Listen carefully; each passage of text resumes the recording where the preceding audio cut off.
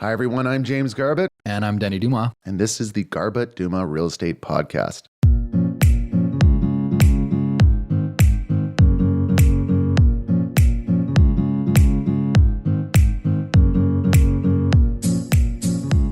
Monica, you're a buyer. You have an accepted offer on a condo, townhouse. Do you do an inspection? Ooh, well, like always, it depends. We always recommend our clients get an inspection, especially if they are new buyers and unfamiliar with what they're purchasing. I'll say if it's brand new and under warranty and all the appliances are under warranty, my question to you is, what are you hoping to find? And what is your expectation if you find something that you wouldn't find when you moved in and you have your 1 year deficiency walkthrough to report everything? So I would definitely... I have had clients that have done inspections for new products, and we have found issues. And I have clients who haven't done them, and we have found issues, but the process that they've had to go through to get them fixed is the exact same. With new construction, the likelihood of finding something big and negative is pretty low. It's important to understand that the home inspection on strata deals mostly with the interior of the unit. So where you're finding deficiencies with the building or potential maintenance items that may come up in the building is in the strata documents, in a depreciation report, in the current minutes, in the AGM minutes for what they have been talking about in terms of bigger projects or what could come up in a vote. But with home inspections, most of what they're looking at is inside the unit. We always recommend doing them, even on new construction. There are some stories that we can share with you of new construction of 20-year-old places and everything in between. So our recommendation is always yes. And if nothing else, it gives you some peace of mind that, okay, I'm going to move in 30 days from now. And, I'm not, the likelihood of finding a big water leak 3 days later is pretty low. Picking the right home inspector, I think, is very important. And what some home inspectors use and others do not, which is very important, is a thermal imaging camera. And those are probably the most important thing in a strata inspection, to be honest. I would say if your inspector doesn't do thermal imaging, he's not or she's not professional enough. They don't have the right equipment for their job. They need to be doing thermal imaging. It's super important, especially in Greater Vancouver, BC. It's a wet climate. Depending on the time of year, it can seem really dry, but it's not behind the walls. So you need to know what you're buying, and that's the whole point in having an inspection in the first place. Thermal imaging is a process that, I'm not an expert in any way, but I'll try to explain it in common terms. But you're basically looking through the walls, essentially, to find anomalies. Whether those anomalies are missed insulation in older homes or lack of insulation or potentially like water leaks. So there's been a couple where our home inspectors have found active water leaks that just have not stained or not come through the drywall yet or whatever that may be. So those types of things happen enough that our answer to most of those, should I do this home inspection, is yes. It's, on small condos, it's going to cost you somewhere between $450 and $600, depending on who you use, and just the peace of mind. And it also comes with a report that is a laundry list of maintenance items once you move in the door, if it's an older building. It helps you plan. Like I did an inspection yesterday with a first-time home buyer on a 30-year-old condo.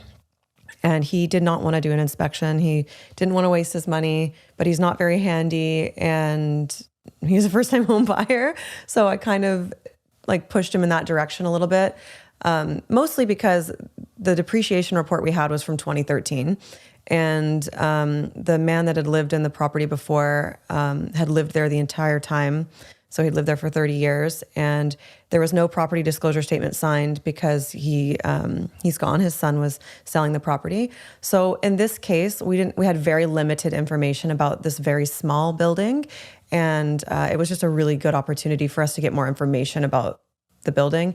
A lot of home inspectors will check out the roofs, will check out the boiler rooms, will check out the mechanical rooms and things like that. The parkade to let you know what kind of condition they think the grounds are in, especially in this very small strata. There's only about 30 units. So it's a really like low-rise wood frame.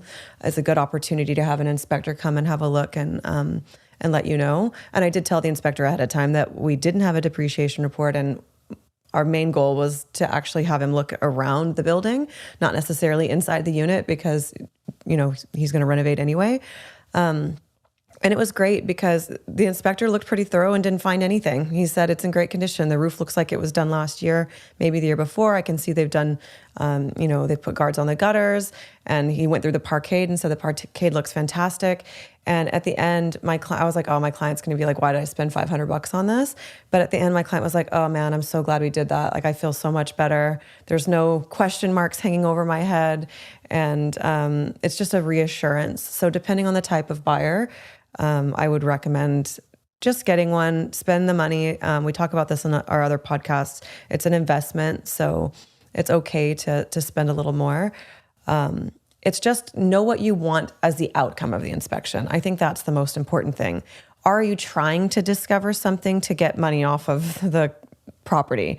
Are you trying to find a reason to back out of the deal? Are you just want to get a list together so that when you move in, you know what you need to take care of, kind of know the reason why you're getting the inspection before getting it. And also, when you're reading the reports, I think people are really hard on others when it comes to the inspection report. Like, oh my gosh, the reverse polarity and this electrical outlet, it's been like this for 30 years. How could they live like that? It's really common. It's not that big of a deal. It's easy to fix if it bothers you. So I think just having a good perspective of what these items mean is kind of important. I agree. I don't have a lot more to say. I think like the big things that come up in condo inspections are usually water related, whether it's some sort of leak that is not stained and not showing yet, or water ingress in the showers. So grout in a shower tile where there's a lot of moisture, obviously, should be cleaned and sealed every year or two. Most people do not do that at all. Nobody does it. Over time, grout becomes brittle and cracks, and water can get in behind the tiles. If that has been happening for a decade, where moisture is seeping in behind the tiles, that can affect the substructure. And even if you're planning to renovate that bathroom, your cost goes up substantially if you're now redoing all the plywood and all the structure behind the walls. So for me, regardless of whether you're doing a renovation, if you're buying into a newer type building, I think it's a good investment just to give you some peace of mind and put a little short laundry list together of maintenance items moving in. Yeah, I think having an inspector that is really good at relaying information is just as valuable as having a realtor that's very good at relaying information. So I would definitely take recommendations from your realtor when you're looking for an inspector. I do not recommend going on Google and finding whatever inspector pops up. Ask your realtor for recommendations. If you're not comfortable taking a recommendation from your realtor, maybe ask for multiple, and then you can figure out which one of those people you want to use. From the realtor side, it could be a conflict of interest to say you have to use this inspector. So I do think that there should be a variety of inspectors, presented, but asking people for referrals for inspectors are really important. If you have a friend that's recently purchased, maybe ask them. If you're not comfortable asking your realtor, if you want like a little bit of degree of separation there, ask friends who they've used. But I really don't recommend just going on Google and choosing an inspector that way. Yes, they need to be able to do the job accurately and pick up on potential issues. But one of the big things that separates the very good home inspectors from the average is being able to communicate to consumers in ways that they can understand. And that's usually the people that we like to work with. And we've probably met hundreds and hundreds of inspectors over the years, and there are some phenomenal ones, and there are some ones that leave you kind of scratching your head with questions about what just happened and what does that actually mean. And so that's typically where our recommendations come from, or people who are very good at their job, but also who communicate in a way that you as the consumer leave that inspection with a pretty good understanding of what those maintenance items are and potential costs involved for anything slightly larger than, changing a GFCI plug. Right. Feeling informed is the most important thing when you walk away from an inspection. That goes back to, why are you getting this inspection? It's to have more information about the property that you're buying. And if you leave the inspection feeling more confused and more daunted, you probably haven't had a good inspector experience. Yeah. So definitely take recommendations on who you choose. Something I learned recently with the thermal imaging camera is there's actually a certification to use this thermal imaging camera. So yes, anyone can buy the camera, and there are many different levels of these cameras. The really good ones are very expensive, and there are also little ones that you can plug into your phone that are not that good. So I think if you are hiring a home inspector, I think you should ask them about thermal imaging. Do they do it? And do they have the certification? And just understand what they say. Because anyone can buy this camera. I could buy the camera walking around your home, but I wouldn't know what the imaging means.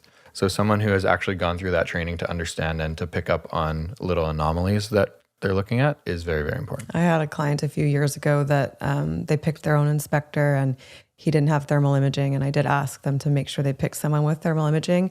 And they were so upset and disappointed because the inspector that they chose said, I think there might be some water ingress here. And they're like, well, how do we find out? And he's like, well, you just have to after you buy it, then you take the tiles out, and that's how you see. So the next thing we did was called, and one of the inspectors that I know that does thermal imaging, he came out, said, yep, there's water behind these tiles, but there isn't behind these. And those are the ones that the guy had thought that there might be water ingress. And it wasn't, I'm not saying that it was that inspector's fault, but there's no way for him to know without the right tools.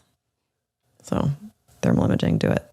A home inspector has a good amount of knowledge on a very, very broad spectrum of things. So they are not a professional electrician. In most cases, they are not professional plumbers. Their job is to notify you of maintenance items and issues of the home. And there are certain limitations of what their report is going to handle. One of which is appliances, which is important to understand, is they turn on all the appliances to make sure that all the elements on the stove are working. The washing machine turns on, fills up with water, etc. But they're obviously not doing like a full load of laundry, it's a not full load a quality of dishes. check. It's Exactly. not like it washed them really well or it washed them medium well. It's just, it turned on and it functioned The way that it's supposed to. Yeah. Exactly. You mentioned something else. Yeah. It's, if you're buying a property that has a pool or a hot tub, a normal home inspector is not going to inspect the pool or hot tub. That's a major purchase. And I would really recommend getting somebody from a pool or hot tub company to come look at it. Really, really would recommend that. Especially in older properties with older pools, you're going to want to know a little bit more about it. So you need to hire a specific professional for those types of things.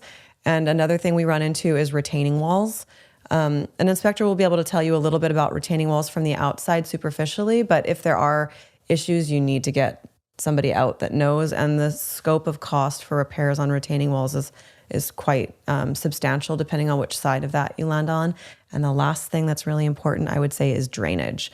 Drainage in a lot of homes is old, and the inspector, some of them, like we have some guys that do have little cameras that they put down and they can see a little bit. But if you really want to know what's going on down there, you need to pay for a professional to come have a look at your drainage.